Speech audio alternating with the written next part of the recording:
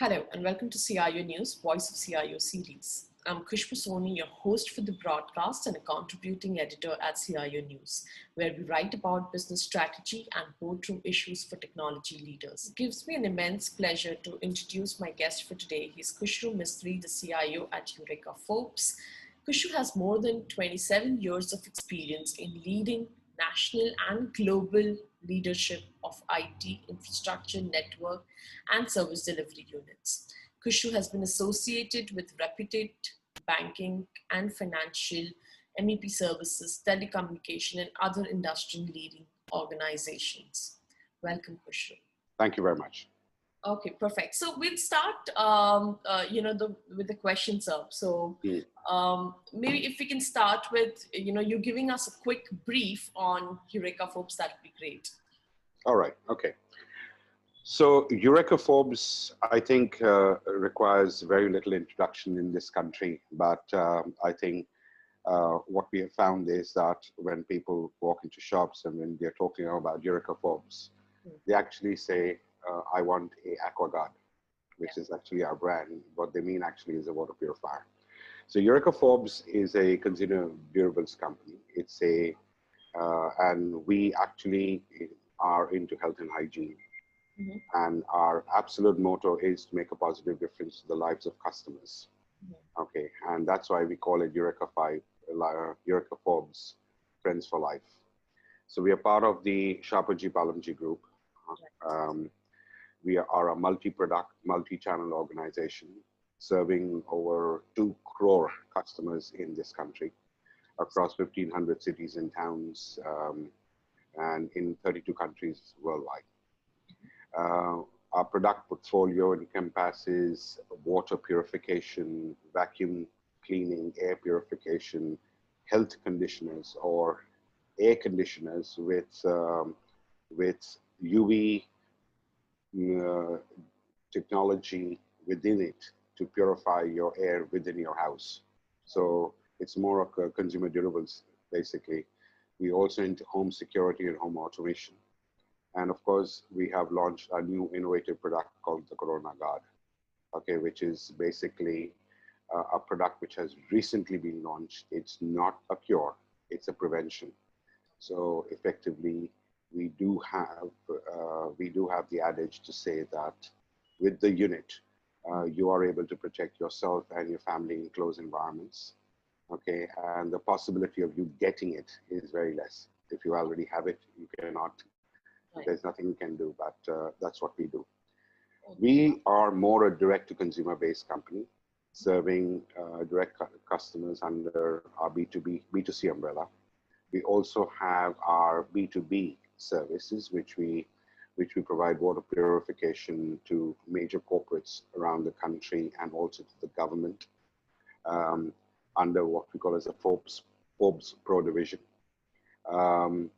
We also serve 18,000 retail outlets in the country, the large format retails like Chroma and all of them, and more regional retails like the J Sales and everything. So across the country, we have 18,000 units.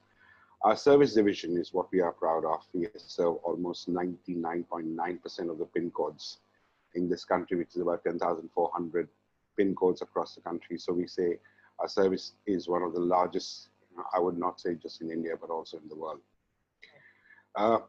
We operate also through franchisee business partners. And definitely we are on e-com platforms like Amazon, Flipkart, Reliance. So the extent and breadth of Eureka Forbes, okay, to serve people on the health and hygiene part of it is extensive, and we are quite proud of it. Got it. That is great. Khushru, if you can give us, a vision of Eureka Forbes on digital transformation, and what are the few technologies that you think that can help in achieving this vision? Sure. Our vision, it has always been that to serve the customer. So that's definitely that's a given. But with the maturing of the country in terms of the digital outlay of the country, penetration of digital, for example, payments within the country. Our vision is basically largely to have encompasses 7 areas, all right? 25% of Eureka Forbes business has got to be driven through digital channels. That's our vision, okay? And we are well on the way to getting it done. Now, what it means is basically we have to digitally enable online sales and service. Our partnership will be based on digital ecosystems, all right? End-to-end digital management of our workforce. That means effectively, because we have a significant amount of sales and service staff on what we call a fleet on street, okay? We got to be able to do real-time tracking, okay? And that's what we have already accomplished. So that's one of the areas where what we have done. Our future roadmap, which is, I would say, our short-term roadmap, is to have artificial intelligence-based virtual assistants provided to each one of our salespeople, okay? To basically provide them personalized triggers and nudges of recommendations of products and sales and services. Now, what it does is that is what we call as right selling. So effectively, and I'll give you an example behind it. So if, let's say, our people go to a person's house, just by the geolocation, okay, we are able to understand that which building they are in. And because of our extensive network and our water testing, which we do, we have a huge database. So in effect, we know that when you're entering the building, this is the kind of water supply they get. And because we have tested it, the water supply, we are able to say, all right, you are getting municipal water during the day, okay, and you're getting tanker water during the night. So therefore, this is the right product for you. So the systems backend actually do that crunching, okay, and nudge the person to say, these are basically the 3 products on the water purification section, you should sell it. Also, because of social interfaces, we know the strata of the people, okay, so that we are doing the right selling, okay, and if we know that there is a family of, let's say, 4, and the husband and wife are working, for example, we also be able to cross-sell a vacuum cleaner, all right? So in today's day and age right now, I think our vacuum cleaners have completely sold out most of the time because of the situation we are in. So these are AI-assisted sales, right? The next one is we want to bring in a platform for gig workers, okay? We want to give them live allocation of leads.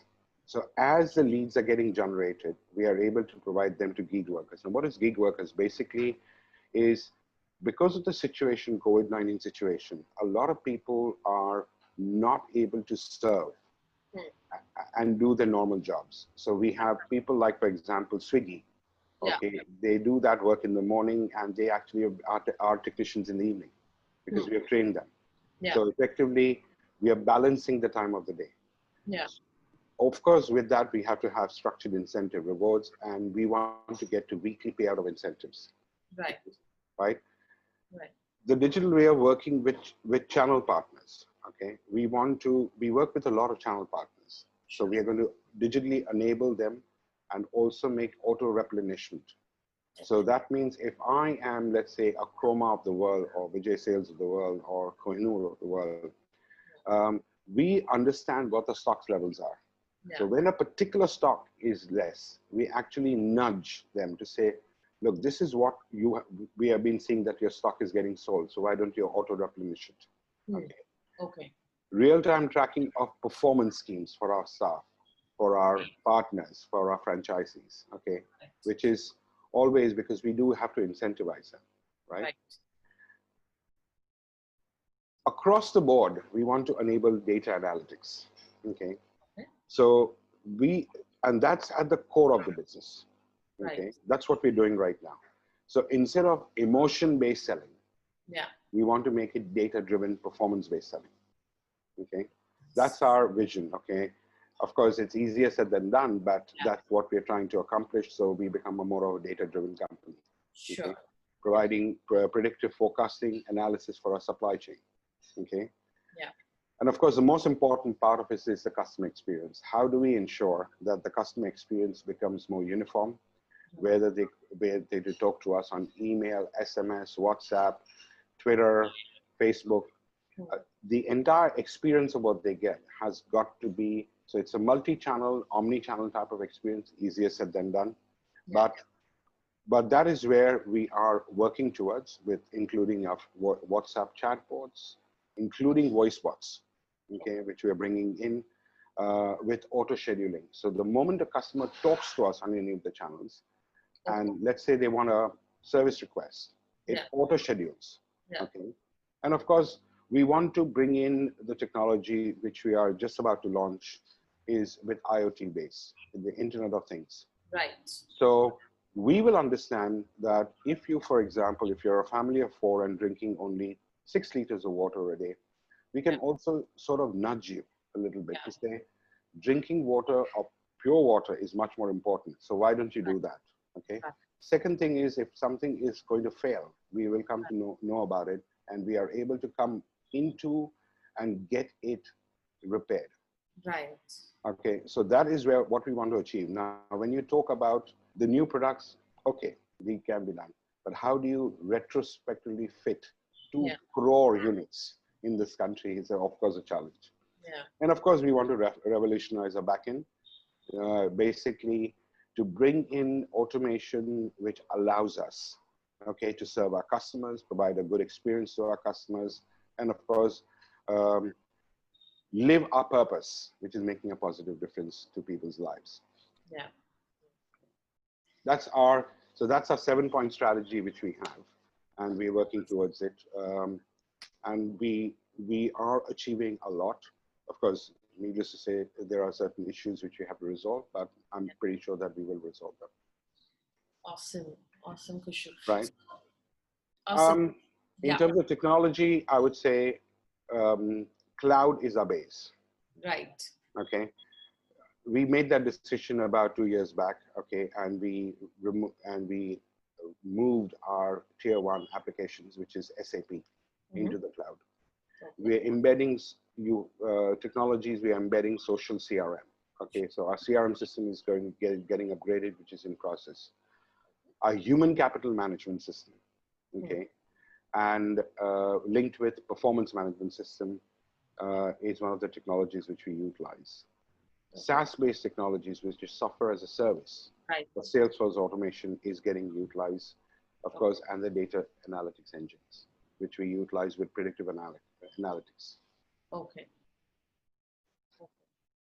So that's what we utilize in terms of our vision and the technology in a broad way. That's what we utilize. Sure.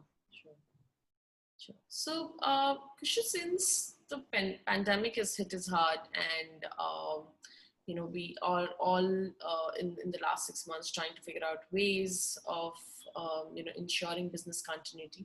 How is Eureka Forbes responding to such situation?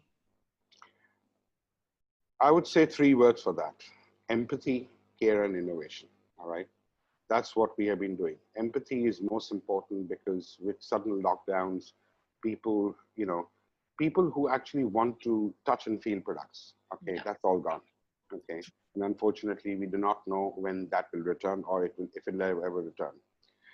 So people have been in lockdown. People want to be heard. Okay, so we are actually reached out to our staff first.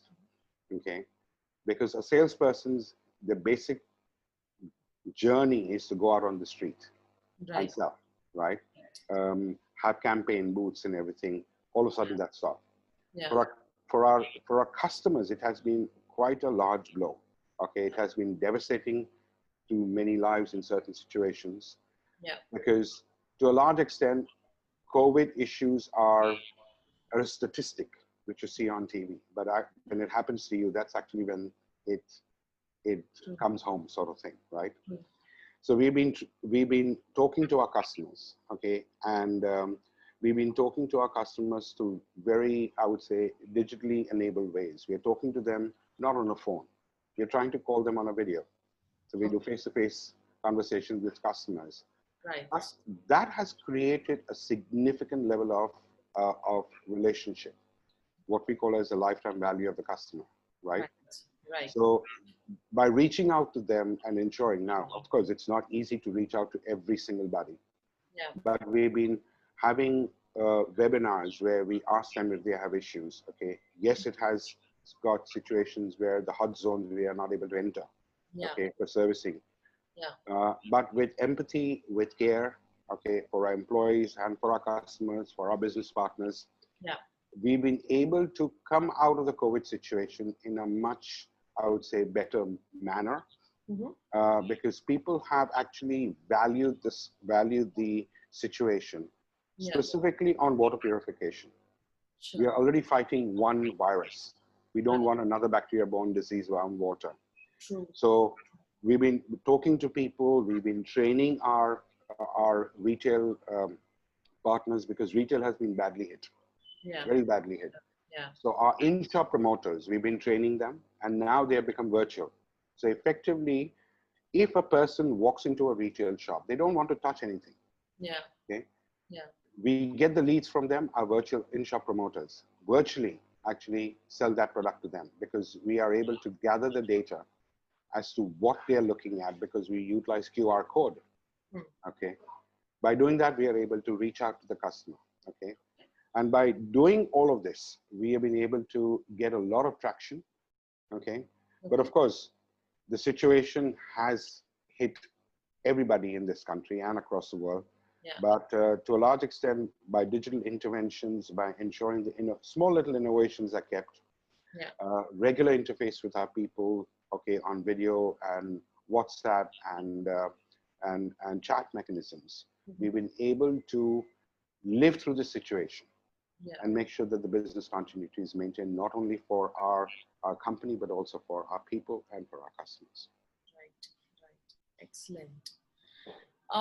So, Khushru, just to understand, so how is Eureka Forbes adopting innovation? You did mention about a lot of conferencing collaboration solutions that you've adopted to provide continuity services. Are there any more technologies that you've adopted or are in phase of adopting for on-ground people to provide these continuity services? Yeah, so let me start with our Salesforce. What we have actually done, and we are just about to release it, is that we know that people will not allow you to come into their houses. Yeah. Okay, because they're scared, all right? So, but they want to understand how our equipment operates, okay? Most of our sales happens not only just because we're going door to door and doing it. Yeah. Okay, it happens because of demos. Yeah. So when we demo our equipment correctly, all right? So what we're doing is now what we call as a demo from a distance. Okay. So utilizing a video-based technology where the person, our salesperson and the end customer get onto a video call. Okay, so they get a lead, they talk to the customer, they arrange a date and a time, and they get onto a video call. Yeah. Within our video libraries, we have all our products are basically, I would say, have a video interface, which actually shows them how, when you open the cover, what will it look like inside, what are the things which are inside. So it's like a voiceover. So it's like I'm talking to you, I'm showing you a demo on live screen. Okay, I'm talking to you face to face, and at the same time, I'm showing you what the product which you will wish to review. All right. Right. They have quite a few questions. Okay, but the most important thing we are seeing is that just by talking to them face to face, okay, is creating a massive difference, because that's what's empathy. That's what's care. Yeah. Okay, the human interconnect has been established. Yeah. So that's one part of it. The second part of it is we did see initially during the early part of February and March that if a lockdown happens, the main item is how will people get the service? Yeah. So what we did actually is that we launched, within a couple of weeks, we launched the Eureka Forbes customer app. Okay. So people could, without calling up the call center, because even the call center would not be able to operate at that time. So we've got the call center, of course, remotely work from home, but that's a different matter. Mhm. But they were able to utilize their mobile phones and get in touch with us, okay, on the customer app online. So we were able to say, all right, your area is a hot zone. We may not be able to come immediately, but we will be able to come the moment it gets over. Some Right. of them may say, no, I need the service immediately because, you know, I don't have pure water in my house. So Yeah. you cannot go out and even buy bottled water. Correct. We did almost 36,000 remote do-it-yourself service with our customers. Okay, right? It was quite amazing for us. We never thought, because India, you know, is a very service-oriented country. You want to replace a light bulb, you will prefer somebody to come in and do it. Right. But here we found that people, because of the situation of COVID, people were ready to do it themselves. If a spare part had to be sent, we would get it sent, okay, through courier, through a sanitized box, and we'd say, all right, now open the box, and using video, we would guide them through. And we did 36,000 of them, and people were very, very satisfied. Right. Okay. So that's what we have been doing more. So it's a visual connect, which we're trying to establish. Okay. It's the connect with the customers we are trying to encourage. Of course, when you go into a shop, you don't want to touch anything. Right. Okay. Yeah. So we have QR codes, Right. placards, which are kept in front of the unit. Correct. You scan it, you get a full demo. Awesome. The moment you get a demo, we also inform our in-shop service promoters to say, this person has reviewed a demo. Now, would you like to work with them remotely and get the sale done? Got it. Okay. So it's small little technologies put together, okay, emphasizing that it's the customer who's the center of our circle. Yeah. Okay. Taking care of them, okay, technology has played a very, very important part. In fact, I've gone ahead to say that the technology is the business and the business is the technology today. If we emphasize upon them and work, definitely it will make a big difference in this country. True. Couldn't agree more. Yes. Absolutely. So, one last question that I have is, Sure. what advice would you want to give to other manufacturing companies and maybe other CIOs, certain best practices, your do's and don'ts that you would want to suggest? The most important thing is protect your workforce, right? Protect your people, okay? People are the ones who will make us or break us, okay? Protect them, all right? Enhance your standard operating process, procedures, and tools to keep people safe, okay? Build confidence in them, okay? And it's a two-way communication. It's a two-way street, okay? If you give, you will get, all right? And the moment we start adopting that two-way communication stream, okay, that provides the mental health and stability to our people, because they have also gone through a lot, okay? They have a lot of stress, okay? Because in a manufacturing area, you cannot say that I can work remotely. It doesn't happen, okay? So protect your workforce, which is important, okay? Bring in technology which basically provides contact tracing, okay? So effectively, when they log in and log off, okay, from their normal day-to-day life, okay, make sure that when they are on the street, if they have to get on the street, okay, provide them contact traceability, okay? That has worked very well for us, because nobody wants to go anywhere, nobody wants to come to work, but by doing that, of course, we have been able to protect the workforce. Manage risk to ensure business continuity, okay? Ensure potential changes which can come in, okay? Specifically in a factory environment where today you may have a lockdown because of the area, or you may have a COVID case, okay, right? Because we cannot control the lives of people, okay? We can only ensure their protection, okay, right? Create what-if scenarios. So if let's say if you have the liberty of having two factories, okay, at two locations, we've actually created something called a digital twin. Okay. Okay. So in one area, by running the what if scenarios, we are able to ensure that our supply chain, our manufacturing remains more or less stable. So if something happens, and it has happened, all right, somebody has got COVID, we had to quarantine everybody until we got strict testing done, and then again open it. So it's basically open and shut, which happens. Yeah. We have to still protect our people, and that's what we've been doing. And of course, drive productivity at a distance. That means continually and effectively manage performance of the plant with physical distancing. Yeah. Right? Yeah. And last thing is be innovative with your supply chain. Okay, that's one area which can get disrupted overnight. Yeah. Okay, so I'm not saying fill up your warehouses with a lot of this thing, with a lot of equipment or spare parts, but manage it innovatively, manage it through distance, and if you have the liberty, manage it through multiple sites. I think that is what we have been doing constantly. Okay, I'm not saying that we didn't have an issue.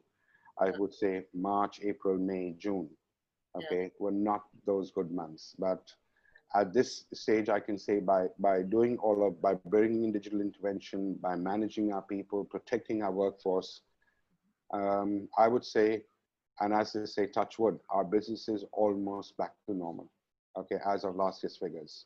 So this is what I would suggest to CIOs and to other companies in India. Sure. Great, Khushru. I think we're done with our questions. Thank you so much, for sharing your journey, your best practices, and for having such a candid conversation with us. Thank you so much for taking our time. Thank you very much Thank for you so having me. much. Thank you. Yes. Bye-bye.